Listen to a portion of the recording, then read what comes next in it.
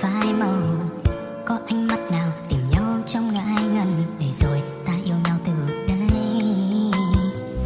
Bỗng một hôm ngoài trời gió mưa, có tiếng khóc vang mãi trong đêm dài, để rồi đôi tay chợt vội cách xa, còn đây bao nhiêu linh tiêu trong tim. Này người yêu ơi, lòng này chưa từng mong khoảnh khắc đôi mình có nhau. Giờ sau bao ngày lòng chợt yêu em quá nhiều, anh lại mong cho em đừng ra đi. Ngày mai anh không khóc và rồi anh sẽ cười, nếu được ôm em thêm một lần nữa. Người nào đâu biết rằng người là cuộc sống của anh còn yêu em hơn cả bản thân, yêu em hơn chính mình. Người nào đâu biết rằng người là cuộc sống của anh còn yêu em hơn cả bản thân,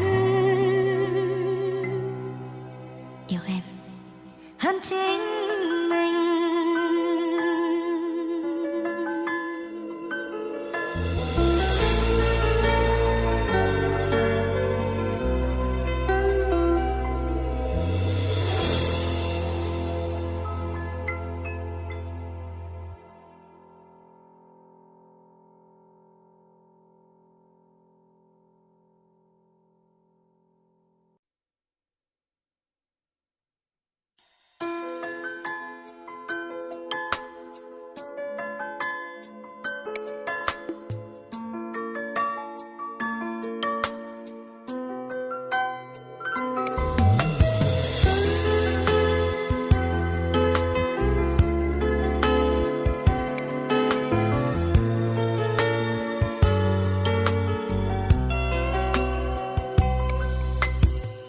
Ta gặp nhau một ngày cuối thu, lá vàng rơi cùng chút nắng phai màu.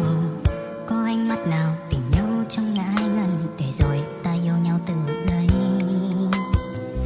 Bỗng một hôm ngoài trời gió mưa, có tiếng khóc vang mãi trong đêm dài, để rồi đôi tay chợt vội cách xa, còn đây bao nhiêu liên tiếp trong tim.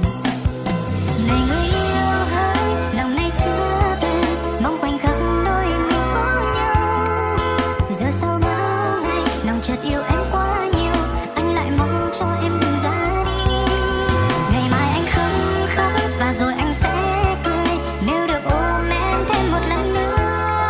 Người nào đâu biết rằng người là cuộc sống của anh còn yêu em hơn cả bản thân, yêu em hơn chính mình.